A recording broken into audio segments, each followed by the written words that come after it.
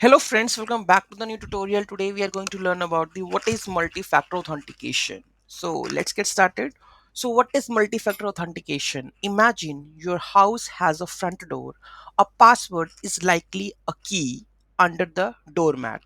If a thief finds the key, they get in. So, multi-factor authentication adds a second step. Even if the thief has the key, they now face a security guard who asks for your ID or a fingerprint scanner. The key alone is no longer enough. So, the three factors of security to prove who you are, you need to provide evidence from at least two different categories below. So the knowledge, something you know, passwords, pens, security questions, possession, something you have, phone, UBI key, smart card, inherence, something you are, fingerprint, face ID, retina scan. Okay, so how it stop hackers? Visual.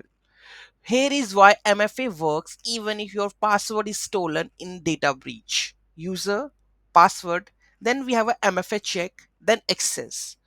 So MFA methods. So here we have the first one, that is hardware keys. Examples: UBI key, Google Titan. Why? Unphishable physical device required, the gold standard. Authentication apps like we have Google Auth, Authy, Microsoft Auth. So codes generate on your device, does not rely on the phone network. Okay. So next one, that is SMS and the email codes. Example: text message with 6-digit code.